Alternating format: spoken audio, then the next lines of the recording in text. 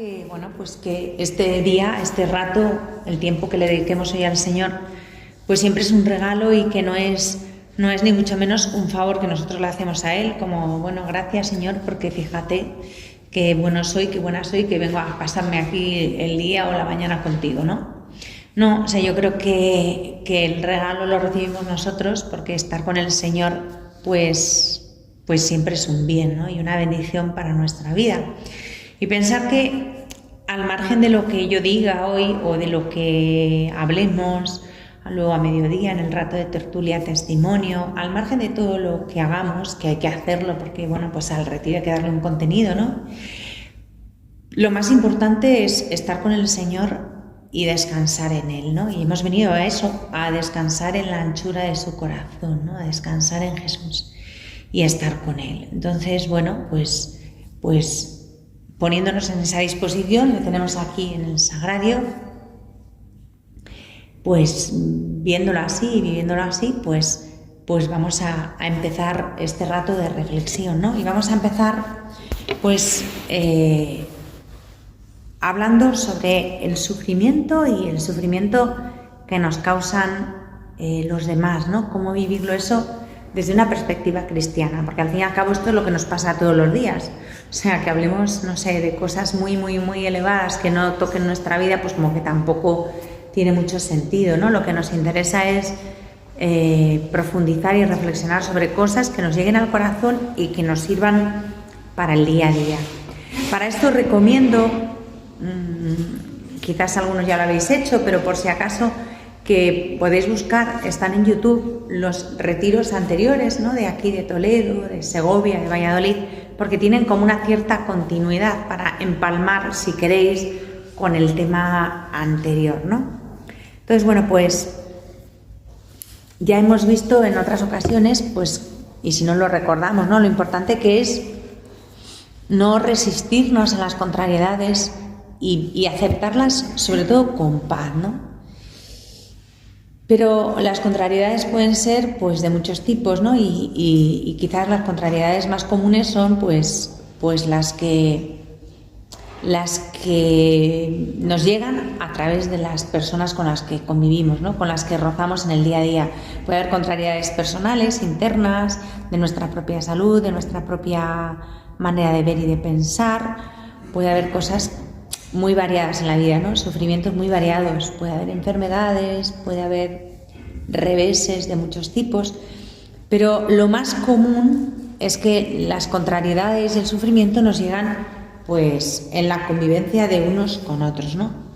Entonces, la gran pregunta es, ¿cómo tenemos que comportarnos frente al dolor que nos provocan en el corazón las personas que nos rodean, ¿no? Bueno, pues la línea de conducta tiene que ser siempre la misma. No rebelarse, no encabritarse, no embestir contra el sufrimiento, tampoco contra quien lo causa, ¿no? Sino intentar mantener siempre la paz, intentar mantener siempre la calma. Esforzarnos por consentir, ¿no? Consentir no quiere decir permanecer pasivo y que todo nos dé igual, porque a veces puede ser necesario salir al paso de la persona que nos está haciendo sufrir, entre otras cosas, a lo mejor para ayudarle a darse cuenta de que lo está haciendo mal, de que se está equivocando y de que no puede seguir por ese camino, ya no por lo que nos haga sufrir a nosotros, sino porque no es un camino bueno, ¿no? Pero otras veces también hay que reaccionar con firmeza ante ciertas situaciones que pueden ser muy injustas, muy difíciles y de las que tenemos que protegernos a nosotros mismos o proteger a los demás, ¿no? A veces entre las personas, y hoy día se ve mucho porque hay gente muy herida, muy tocada, con mucho dolor, con muchas circunstancias, con una mochila de heridas grandes, ¿no? Que no saben a veces ni cómo gestionar, y entonces dan lugar, pues, a comportamientos, pues, destructivos, ¿no? A comportamientos que hacen mucho daño en las familias, en las comunidades religiosas, en las comunidades parroquiales, en los ambientes de trabajo. Hay personas así. Pero bueno, a pesar de todo esto, que ya os digo que es necesario, siempre va a haber también, porque hay que ser muy realistas, tenemos que ser muy veraces, ¿no? Estamos hablando aquí delante del Señor, pues también sabemos que hay una parte del sufrimiento que vivimos que no vamos a ser capaces ni de evitar ni de corregir, sino que tenemos que aceptarlo, asumirlo con una actitud de confianza, de mucha esperanza y siempre de perdón. Lo último es lo más difícil, ¿eh? El tema del perdón es un camino escabroso, difícil. Nos cuesta mucho asumir esto, ¿no? Es más difícil asimilar este sufrimiento, estas contrariedades, que las contrariedades materiales. Y es más fácil, por ejemplo, por poner un ejemplo, no enfadarse por no llegar a una cita porque se nos ha reventado una rueda del coche por el camino y llegamos al retraso, con retraso a lo que al sitio donde habíamos quedado, que otros disgustos, ¿no?, de otro tipo. Los disgustos motivados por los otros son más difíciles de aceptar que las molestias o las contrariedades o los inconvenientes materiales, ¿no? Porque cuando, voy a un sitio con una hora más o menos fijada y se me revienta la rueda del coche, pues hombre, te fastidia muchísimo y dices, vaya por Dios, ahora llego tarde, buf. Pero al final, como dices, bueno, pues ¿qué se le va a hacer? Nadie ha tenido la culpa, son cosas que pasan y ahí nos quedamos, ¿no? Pero cuando vemos que alguien nos está haciendo sufrir y vemos que ahí está presente, que entra en juego la libertad de esa persona que nos está haciendo sufrir, y esa persona decide más o menos libremente, claro, porque eso habría que verlo despacio y por eso nos dice el Señor que no juzguemos, pero ahí esa persona toma la decisión de que sigue por su camino, caiga quien caiga, haciendo sufrir lo que es a quien sea, cuando nos consta que las cosas podrían ser de otra manera si ella quisiera, si ella tomara otra actitud, si ella decidiera vivir las cosas de otra manera, pues asumir eso nos cuesta mucho más, ¿no? Nos cuesta más aceptarlo, nos cuesta más integrarlo y no perder la paz y no enfadarnos y no encabritarnos contra quien nos hace sufrir, ¿no? De alguna manera parece que es lógico guardar rencor a un ser libre que decide originar un montón de sufrimiento y causar un montón de problemas. Nos cuesta mucho no guardar rencor a esa persona y no perder la paz, mientras que las cosas que de alguna manera son involuntarias y no dependen de nadie en concreto, como que las encajamos mejor, ¿no? Las asumimos mejor. Bueno, la cuestión es que, aunque no sea fácil, es muy importante saber perdonar a todos estos que nos hacen sufrir o nos decepcionan y que incluso tenemos que aceptar como un favor o como un beneficio los problemas que las personas nos crean, ¿no?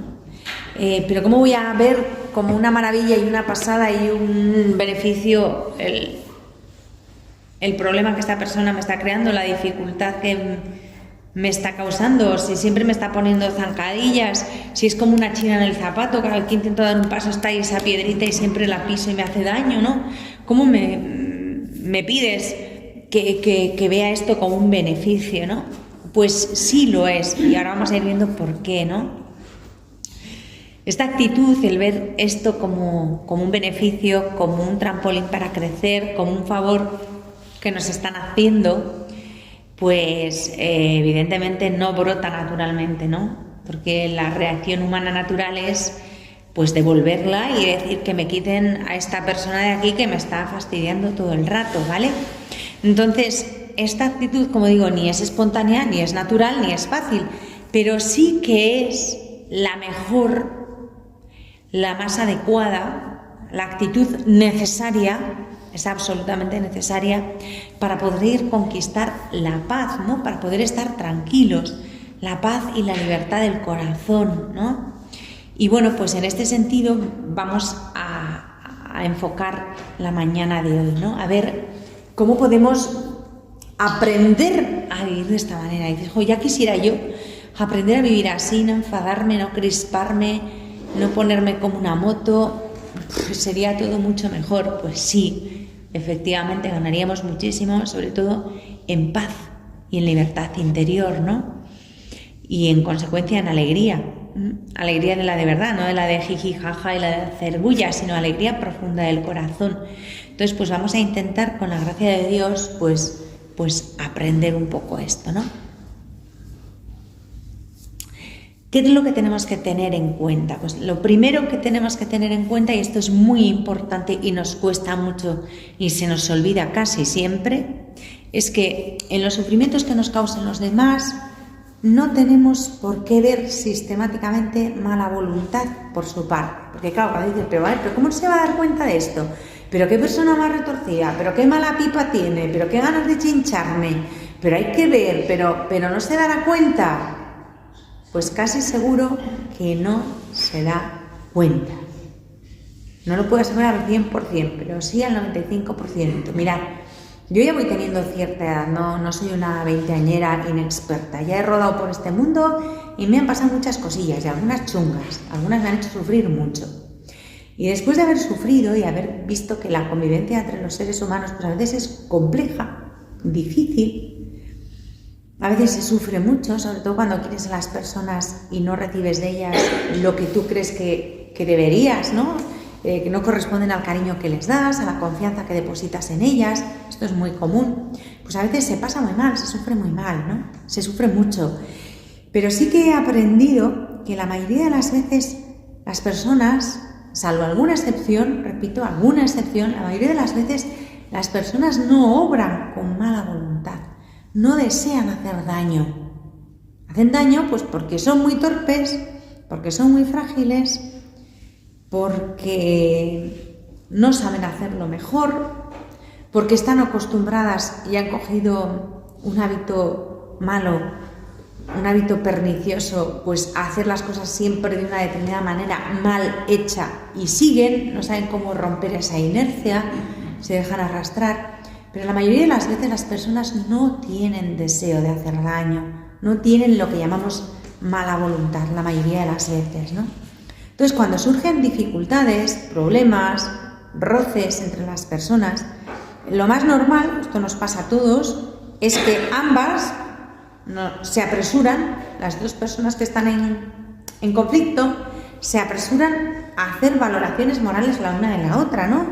Empezamos a juzgarnos unos a otros, cuando en realidad casi siempre lo que hay de fondo no son sino malentendidos, dificultades de comunicación, diferentes puntos de vista, y las dos partes creen que están haciendo lo correcto, pues porque nos expresamos de distinta manera, porque hemos sido educados de distinta manera, porque tenemos diferentes filtros psicológicos, diferentes sensibilidades, y muchas veces percibimos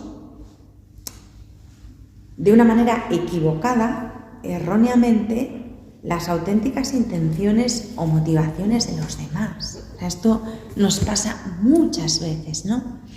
Y bueno, pues hay que tener en cuenta que todos tenemos caracteres muy bien diferenciados, maneras diferentes de ver las cosas, a veces no diferentes, sino opuestas incluso, y sensibilidades muy, muy, muy diversas, ¿no?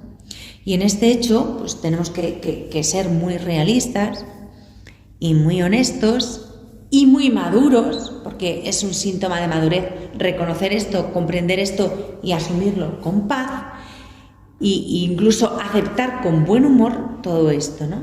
Por ejemplo, vamos a poner ejemplos como de todos los días. Pues por ejemplo, hay personas que son súper ordenadas, ¿no? Que les encanta el orden, que son metódicos.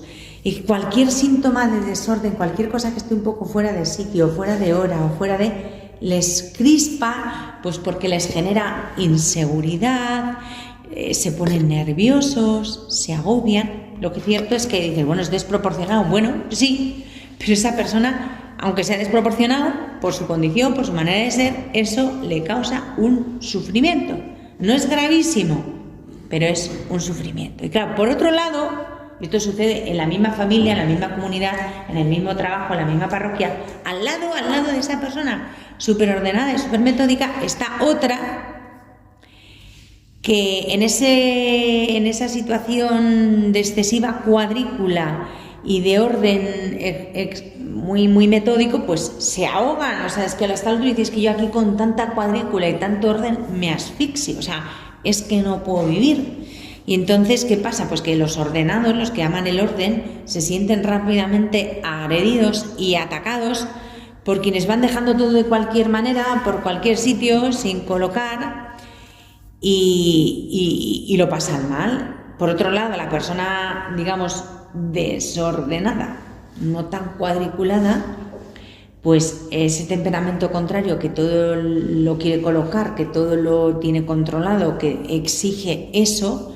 pues se ve como también agobiada, ¿no? Y angustiada. Entonces, pues es una realidad que está ahí, que acontece sin mala voluntad por parte de nadie, unos de una manera y el otro es de otra, y nadie tiene mala voluntad, sino hay una diferencia sustancial, por seguir con este mismo ejemplo, ¿no?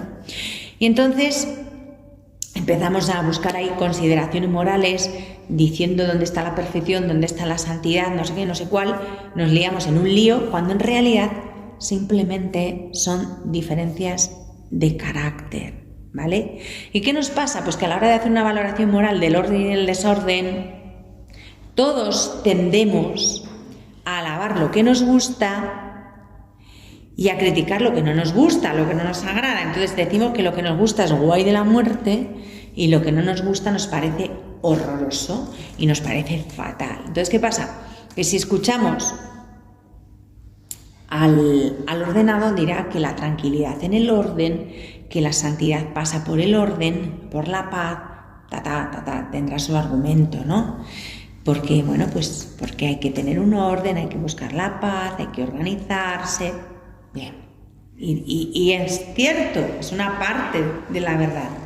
Pero si oímos al que se asfixia con el orden, dirá que no, que hay que tener libertad, que no hay que agobiar a la gente, que no podemos ser como los fariseos que todo lo quieren tener controlado y organizado, que así no se puede vivir. Y también tienen una parte de verdad. Pero la realidad es, ¿estamos buscando la verdad? ¿Estamos buscando la voluntad del Señor? ¿O estamos buscando justificar nuestra postura y nuestra sensibilidad particular? Bueno, y de esto pues habría 200.000 ejemplos de los de todos los días, que quiero decir que esto que estoy contando es algo que nos pasa, no es algo extraño, ¿no? Entonces, bueno, pues hay cosas que en nuestras familias, en nuestras comunidades, en nuestros grupos de amigos, de parroquia y tal, pues podrían convertirse en permanentes campos de batalla. Podríamos estar todo el día peleando entre los defensores del orden y los de la libertad, los partidarios de la puntualidad y los de la flexibilidad, los amantes de la calma y los que siempre están pues buscando el movimiento y el tumulto, ¿no? Los madrugadores y los trasnochadores, los cotorros, que también los hay, y los que no hablan ni pum. Y así todo, ¿no? O sea, habría 1.000 millones de ejemplos, porque las diferencias entre los seres humanos son una realidad. Entonces tenemos que aprender a educarnos, cada uno, y esto aquí no queda excluido ninguno, ni los de la derecha ni los de la izquierda, ni los cotorros, ni los taciturnos, ni los puntuales, ni los impuntuales. O sea, esto que voy a decir ahora es una asignatura para todos, nadie queda excluido. Necesitamos, y esto es muy importante, educarnos a nosotros mismos, a mí. Yo no tengo que educar a nadie, porque enseguida tendemos a mirar alrededor y querer poner en orden a todo el mundo. No. Educarnos a nosotros mismos para aceptar a los demás como son. Oye, entonces el defecto ese que tienen, eso no te toca a ti. Tú edúcate a ti mismo en aceptar a los que están a tu alrededor como son. Luego esa persona tendrá que luchar con sus defectos, tendrá que cambiar tal cosa, tendrá que modificar tal otra. Vale, pero no estamos ahora en eso. Ese es trabajo de ella y ya lo verá delante de Dios, delante de su director espiritual, de sus superiores, de su marido, de sus padres, de quien sea, no lo sé. Pero tú y yo vamos a trabajar nuestro corazón de verdad y a fondo para aceptar a los demás como son. Me tengo que educar a mí misma en eso, para poder comprender su sensibilidad, para poder comprender los valores en los que esta persona se apoya, que no tienen por qué ser iguales que los míos, ¿vale? Pueden ser igual de válidos que los míos, pero diferentes. Tenemos que ensanchar nuestro corazón, ensancharlo, abrirlo para que quepan todos, también los que son diferentes, ¿no? Y domar nuestro corazón y sobre todo nuestros pensamientos, que son tremendos, se disparan y nos vuelven medio locos, ¿no? La batalla del pensamiento, ¿no? Disculpar a todos en nuestro pensamiento. Educar nuestro corazón y domarlo, hacerlo dócil, que el corazón no se encabrite, que el corazón permanezca blando y abierto para acoger. Esto que estoy diciendo se dice muy fácil, pero es una tarea muy complicada, una tarea muy difícil y es una tarea para toda la vida. Y es una tarea para todo cristiano y no cristiano, pero bueno, nosotros estamos aquí delante de Jesús. Y lo vemos delante de Jesús porque nos dice: aprended de mí que soy manso y humilde de corazón. Cuando le escuchamos al Señor decir soy manso y humilde de corazón, aprended de mí, pues te quedas diciendo, pero bueno, aprender así en concreto, ¿qué? Pues esto que os estoy diciendo. Aprended la mansedumbre y la humildad de aceptar a todos como son, acogiendo a todos con su peculiar sensibilidad, mentalidad, manera de entender la vida. Es que yo no entiendo que esta persona se agobie tanto por esta bobada. Pues tú no lo entiendes, pero se agobia tanto por eso que a ti te parece una bobada, pero para ella es un mundo. Entonces, acógela con cariño, con respeto, intenta entender que ella lo vive así y eso le duele, aunque a ti casi te dé risa, pero a ella no le da risa. Entonces, no te rías de lo que para ella es un dolor profundo. Si es posible, acércate a ella con mucho cariño, con mucho respeto. Intenta ayudarla a que comprenda que no es tan grave, que no se angustie, que tranquila, pero no te rías en su cara, no le digas que qué tontería, pareces boba, pero no te das cuenta que eso es una bobada. No. Aprender de Jesús a aceptar a los demás como son. Mansedumbre y humildad. Esto significa también relativizar nuestra manera de entender las cosas, ¿no? Y esto es muy complicado porque yo lo entiendo todo muy bien, soy súper lista, lo tengo claro y es que esto es obvio y evidente, lo que no sé es cómo no lo ve todo el mundo. Este es nuestro razonamiento primero, ¿no? Pues mira, no lo ve todo el mundo porque no tiene por qué ver todo el mundo las cosas como yo las veo, ¿vale? Entonces tenemos que aprender a relativizar nuestra inteligencia, o sea, a entender que yo veo las cosas así, pero ni mucho menos tengo el monopolio de la verdad. Las cosas no tienen por qué ser como yo digo que son, como a mí me parece que son, ¿no? Aquí también tenemos que hacernos pequeños y humildes. A mí esto me parece así, pero bueno, oye, es lo que a mí me parece, no quiere decir que tenga que ser así, ¿no? Esto significa renunciar, esta palabra que nos gusta tan poco, ¿no? Renunciar al orgullo de tener siempre la razón, ¿no? Si lo sabré yo, esa es una frase horrible que yo reconozco que a mí me da muchísima rabia, o sea, cada vez que la escucho, a mí me lo vas a decir, si lo sabré yo, digo, uy, o sea, aquí se ve una cresta y una chulería, no, pues oye, yo desde mi experiencia voy viendo esto, yo creo que esto es así, te lo digo de corazón, pero en este tono, ¿no? Con mucha suavidad. Yo me parece que esto es así. Pero no, si lo sabré yo, o sea, tú no tienes ni idea, la que lo sabe soy yo, ¿no? A mí me lo vas a decir, pues hombre, a ti te lo digo. Te digo lo que yo percibo, lo que yo siento, lo que yo comprendo, lo que yo experimento, que es igual de respetable y válido que lo que tú ves, sientes, razonas y experimentas, ¿no? Entonces, saber renunciar a ese orgullo que nos lleva a la soberbia de tener razón, ¿no? Eso que muchas veces es como una barrera infranqueable a la hora de acercarnos a los demás y sintonizar nuestro corazón con el suyo, ¿no? Esto es una renuncia nada fácil, ¿eh? O sea, soy consciente de que lo que estoy diciendo no es fácil, pero es muy necesario, ¿eh? Esta renuncia significa muchas veces morir a nosotros mismos, ¿no? Y nos cuesta, ¿no? Nos cuesta mucho y nos solemos resistir. Pero no tenemos nada que perder y sí tenemos mucho que ganar, ¿vale?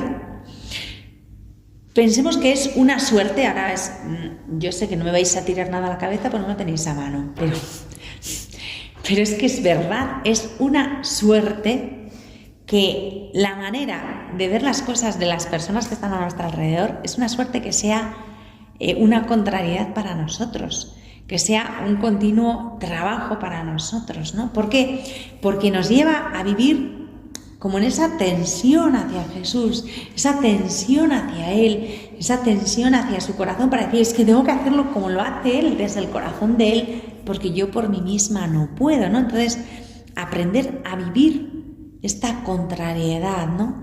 Y esto nos va a hacer mucho bien, ¿sabéis por qué? Porque nos va a ayudar a salir de nuestra estrechez de miras y nos va a abrir a otras realidades, ¿no? Mira, yo llevo muchísimos años viviendo en comunidad, muchísimos años, pues 35 creo que va a hacer en junio, ¿no? Viviendo en una comunidad religiosa. Y en estos últimos años, además, en varias comunidades, ¿no? De hermanas, porque estamos en distintos sitios, que son diferentes hermanas en diferentes lugares, viviendo diferentes situaciones desde diferentes sensibilidades. Y esto, por un lado, pues es un guirigay, pero por otro lado es una riqueza muy grande, ¿no? Porque aprendes un montón. Y os puedo decir, a modo de testimonio personal, que he acabado recibiendo más regalos, más bendiciones, más riqueza, más enseñanzas de aquellos con quienes me cuesta más entenderme, ¿no? Aquellas hermanas y aquellas personas, pero no hablo solo de las hermanas, sino también de los que están alrededor, pues en la parroquia, en las comunidades donde vivimos, pues las personas con las que tratamos, que nos visitan, que trabajan cerca de nosotras, no solo las hermanas más, pero todo lo que hay a nuestro alrededor, en cada casa, hay muchas personas que nos rodean y con las que unas con las que empatizas más y es más fácil todo y otras con las que empatizas menos y es todo más complicado, más difícil. Bueno, pues puedo decir que de las hermanas con las que más me cuesta empatizar y las personas con las que más me cuesta entenderme han sido a la larga quienes más me han enriquecido, quienes más me han hecho aprender, ¿no? Quizás más que con los que tengo afinidad, ¿no? Porque estas personas o estas hermanas con las que más me ha costado llegar a entenderme, llegar a ¿cómo se dice?, a sintonizar, pues al final me han aportado mucho más. ¿Por qué? Porque me han hecho trabajar mucho mi corazón, trabajar mucho mi voluntad. Al final, frecuentar personas que no sienten como nosotros, que no se parecen a nosotros en nada, que no tienen la misma sensibilidad, que hasta tienen otra manera y otra cultura de pensar, de entender, otra sensibilidad, es sin duda un camino difícil, un camino que a veces se hace muy cuesta arriba, pero acabas cogiendo fuelle. O sea, al final subir cuestas es fácil, pues si siempre andas en llano, el día que tienes que subir una cuesta, mueres en el intento, ¿no? Eso me pasó a mí cuando vine a Toledo. O sea, el primer día en Valladolid es todo plano. Entonces yo llegué a Toledo el primer día que subí andando hasta el arzobispado casi perezco, porque encima me metí por un atajo. Google Maps te dice que es más corto, pero no te dice que es más pendiente.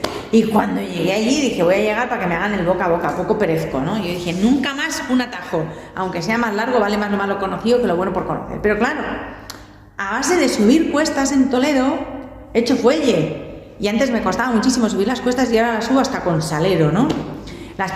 Los primeros 6 meses entre que estuvimos confinados y no salíamos de aquí, que también es plano. Y luego yo ya llegó el buen tiempo, llegó el calor, llegaron las cuestas y dije, yo en Toledo moriré subiendo una cuesta, porque a veces digo, esto no son cuestas, esto es hacer rappel, ¿no? Y no estoy entrenada a mi edad. Pero al final, a base de subirlas y subirlas, oye, tengo una soltura y ahora ya, cuando voy en Llano por Valladolid, para una gacela, voy a toda mecha y ni me canso, ¿no? Pues en el trato de unos con otros es igual. Tenemos que subir cuestas, tenemos que aprender a tratar y a convivir y a enriquecernos con esas personas que nos cuestan, sonriendo, poniendo buena cara, viendo en la contrariedad pues un camino de libertad y una riqueza. Y entonces ya cógese como si dijéramos fuelle y luego a la hora de tratar con el resto es como mucho más fácil. Pero si siempre estamos tratando con personas que nos caen genial, con las que empatizamos desde el minuto cero y con las que todo es súper fácil, el día que te encuentras a alguien con la que no es tan fácil, pues te estrellas directamente, ¿no? Entonces hay que hacer como ese ejercicio de corazón, de acogida, de mentalidad, de dejarnos también rozar y labrar por estas personas que no nos resultan fáciles, ¿no? Y al final, pues va a ser una riqueza muy grande. Si nos limitamos siempre a las personas que nos caen guay, nos estamos cerrando y nos estamos empobreciendo considerablemente y estamos negando el Evangelio, estamos empequeñeciendo la buena noticia, ¿no? Porque estamos excluyendo a quien nos cuesta y eso cualquier tonto lo hace, no vale, ¿no? Cuando Jesús dice amaos unos a otros como yo os he amado, en el como yo está el amor oblativo, o sea, hasta la muerte y muerte de cruz, y sobre todo está el no excluir a nadie. Esto es importantísimo, ¿no? Y claro, dicho esto, no hay duda, porque esto tampoco lo dudamos, de que hay casos en que el sufrimiento que otros nos provocan, pues a veces es sin querer, como hemos dicho, la mayoría de las veces es sin mala voluntad, ¿no? Pero otras veces hay casos obvios en que aunque no hay mala voluntad, hay una falta por parte del otro, aunque no lo haga con mala voluntad, pero está haciendo algo que no está bien y que nos causa un sufrimiento, ¿no? Entonces, en ese caso no solamente se nos pide flexibilidad, acogida, comprensión, todo esto que estamos hablando hasta ahora, sino que hay una vuelta de tuerca más, que es el más difícil todavía, que se llama perdón. Esto es lo más exigente del mundo, lo más difícil, pero absolutamente necesario si queremos tener paz, alegría de corazón, la conciencia tranquila, sobre todo si queremos de verdad seguir a Jesús, ¿no? La persona que se niega a perdonar, que se resiste a perdonar, no es cristiana, es pagana. Sigue teniendo un corazón pagano. No es posible tener un corazón de verdad cristiano, o sea, de verdad identificado con el de Jesús, si nos negamos a perdonar. Para esto hay que decir que vivimos en una cultura. No hay más que salir un momento a la calle, poner un rato la televisión, ver cualquier serie, ¿no? En que el perdón no vende. Se habla muchísimo de libertad, de respeto, tal, pero el perdón no vende. Es más, de una manera muy solapada, pero sin decirlo, porque también queda feo, cada cual que haga lo que quiera, o sea, disfrazado de falsa libertad. ¿Qué le vamos a hacer? Vivamos vidas paralelas, cada cual a lo suyo, o sea, este tipo de cosas que nos las están vendiendo todo el rato. En aras de la libertad te dicen, bueno, cada cual que viva su vida y haga lo que quiera, cada cual es libre, ¿no?, de hacer lo que quiera. Estamos legitimando, dando luz verde al rencor y a la venganza. No vale decir cada cual que haga lo que quiera, sí, bueno, que viva su vida y la viva en paz, pero en paz de verdad, o sea, con el corazón libre de rencor, ¿vale? Con el corazón libre de deseos de venganza, sin ninguna animosidad contra nadie. No vale decir cada cual que viva su vida, es decir, no quiero volver a saber nada más de esta persona nunca más. Ella que viva su vida y yo la mía. Pues muy mal, eso no es cristiano. Si esa persona te necesita, Tú tienes que estar ahí porque es tu prójimo y tienes que estar dispuesto a morir por ella. Eso es lo cristiano. El otro es un planteamiento totalmente pagano. No es moderno, es pagano. Es que dicen, es que ahora mismo la libertad, mentira, nunca ha estado tan pisoteada la libertad como ahora. Nunca ha habido tanta intolerancia y tanta intransigencia como ahora. Y estamos volviendo a un paganismo, al de no quiero saber nada del que me ha hecho daño. Pues si no quieres volver a saber nada, quiere decir que no le amas, que no le perdonas. Y eso es pagano, eso no es cristiano. Pero si yo no me meto con él, muy bien, eso es pagano. Tú tienes que amar a todos, especialmente, dice el Señor, a tus enemigos. Si todavía le tienes por enemigo, te tienes que aplicar ahí a fondo con esa persona o esas personas que te cuestan, ¿no? No podemos decir que el rencor, la venganza, la falta de amor en cualquiera de sus manifestaciones sea lícita. Eso no es cristiano, repito, es pagano. Porque además, si empezamos a fomentar situaciones de esas, y cada vez hay más,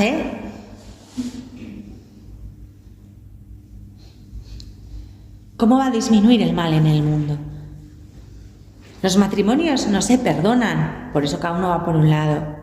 Las familias no se aguantan, cada uno por un lado.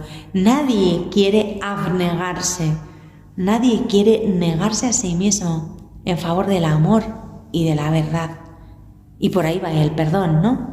Entonces, tenemos que gritar sin miedo, sin complejos, que estamos medio acomplejados en este mundo de hoy, que el único modo de suavizar el dolor existencial del mundo, de tantas y tantas almas, ese dolor existencial que pesa sobre la humanidad, la única medicina verdadera, lo único que sana de verdad, es el perdón. O sea, enconar rencores, enconar odios, enconar animosidades,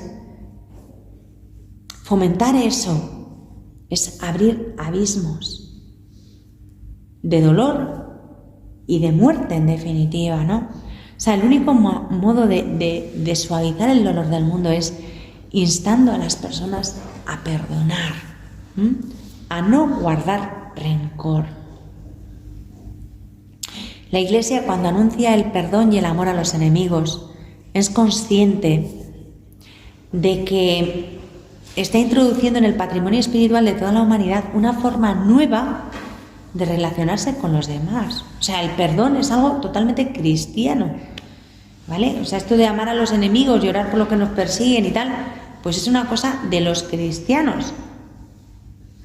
El resto del mundo no lo hace. Los judíos, esto está en la Torá, la ley del talión, ojo por ojo y diente por diente. O sea, la ley de Moisés legitima eso. O sea, dice que vale, que sí, pues que si tú me lo has hecho, yo te lo devuelvo y estoy en mi derecho. O sea, era algo legal, era algo que se consideraba justo. Si tú me has hecho daño, yo te lo puedo devolver. Y Jesús dice en el Evangelio, habéis oído que se dice ojo por ojo y diente por diente, porque lo dice la ley de Moisés. Pero yo os digo, Jesús viene a enseñarnos una manera nueva de vivir, ¿no? Y si somos cristianos tenemos que aprender esa manera nueva de vivir. No nos podemos quedar en la ley del talión, ser unos neopaganos o unos judíos. Nosotros somos cristianos. Pero yo os digo, amad a los que no os aman, devolved bien por mal, orad por los que os persiguen.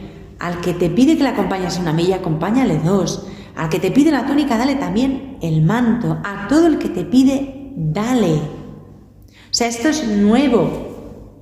Y al que te ofende, pues perdónale, no le tengas en cuenta su ofensa, ¿no?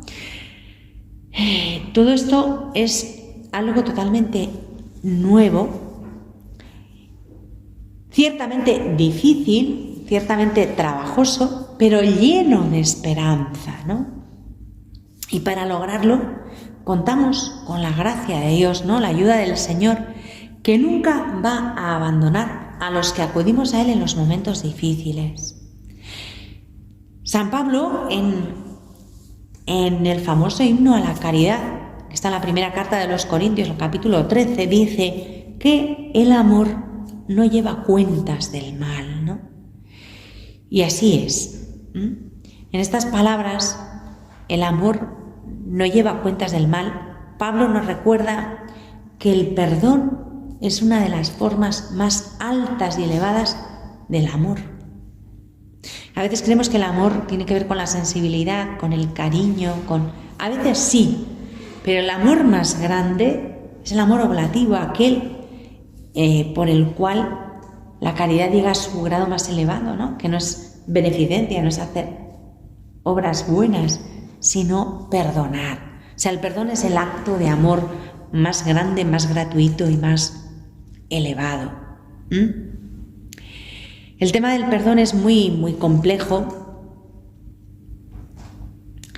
y no nos podemos extender muchísimo, ¿no? Pero sí que es bueno insistir en que si no entendemos la importancia del perdón y no lo integramos en nuestra vida y en nuestra conciencia, si no nos convencemos de que es algo fundamental a la hora de tratar con los demás, pues nunca vamos a ser libres. Ni vamos a ser libres, ni vamos a ser felices.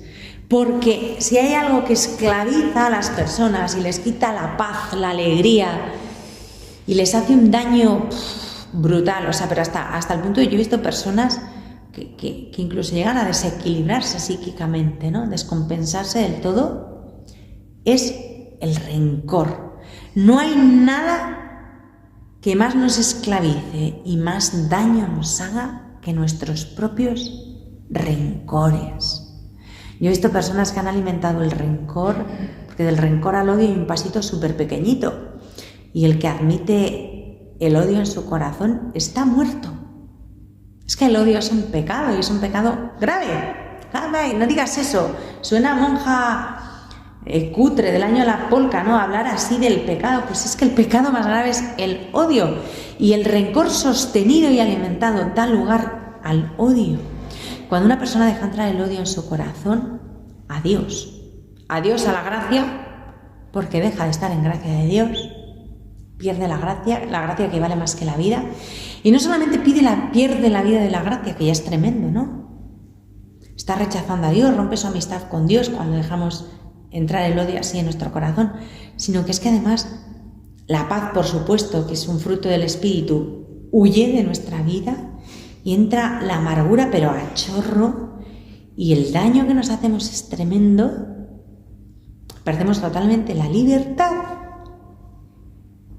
y hasta psíquicamente llegamos a desequilibrarnos, porque el odio destruye, ¿no? Destruye la paz, destruye la alegría y destruye todo lo demás que pudiera haber de bueno en nuestra vida. Has avanzado no sé qué en otro montón de cosas, en las virtudes tal y tal, en tal cosa, en tal otra. Como entre el odio en tu vida, se va a ir todo al garete, y no tardando, porque además el odio no entra y se queda. El odio entra, crece, se retroalimenta y destruye a la persona. Es como un tumor, como un cáncer en el alma, que como no lo extirpe rápidamente, ¿qué pasa con el cáncer? Si no extirpa rápidamente el tumor, las células malignas invaden todo el organismo y lo matan. Pues el odio es así, o sea, es un cáncer en el alma, entra ahí y destruye el alma, destruye la vida de la persona. O sea, se acabó la alegría, se acabó la paz, se acabó la felicidad. Y ya sabemos hacia dónde va. O sea, una persona que admite el odio en su corazón, del rencor al odio, repito, hay un paso muy pequeñito, por eso es tan importante perdonar, del rencor al odio, y una vez que está el odio dentro, ya estamos muertos. Se acabó la felicidad. Se somatiza, se acabamos enfermos también del cuerpo, se llega a la ansiedad, se llega a la crispación, se llega a mil cosas, ¿no?, que hacen daño y destruye a la persona. La obra más grande del demonio es conducirnos al odio. Con que entre un poquito de odio en nuestra vida, solo es cuestión de tiempo, ¿no? Y no mucho tiempo. Entonces, no nos vamos a extender ahora más en el tema del perdón, pero tener esto muy presente, esto es muy importante, ¿no? Cuando nos negamos a perdonar, aunque tengamos toda la razón del mundo y de verdad hayamos sido víctimas de una ofensa, de un agravio, pero lo único que hacemos no perdonando es añadir más, o sea, es añadir mal al mal. O sea, si ya tenemos un mal, que es el dolor que hemos recibido, le añadimos otro mal mayor, que es el dolor que yo me causo a mí misma negándome a perdonar, ¿no? Entonces, no resolvemos absolutamente nada, aumentamos la cantidad de mal que hay en el mundo. Venga, luego nos asustamos de que se aprueba no sé qué ley y pasa no sé qué otra cosa, pero si yo no perdono, estoy cooperando a eso.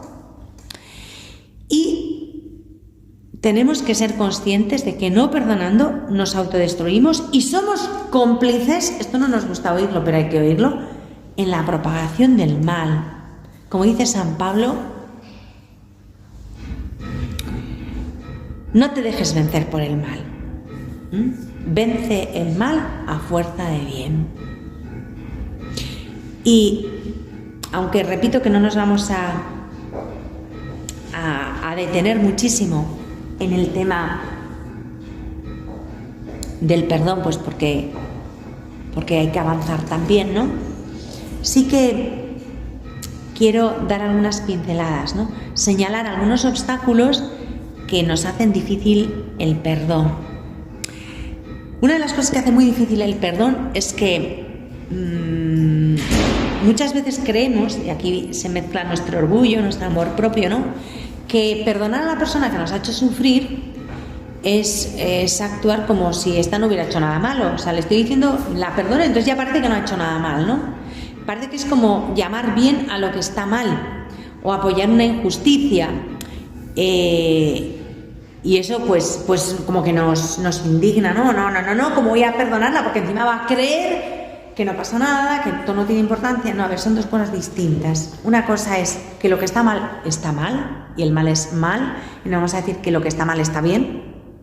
Y otra cosa es mi actitud hacia la persona que ha cometido el mal, ¿vale? A ver, perdonar no consiste en aceptar el mal, ni en decir que está bien lo que no está bien y que es justo lo que no es justo. No, perdonar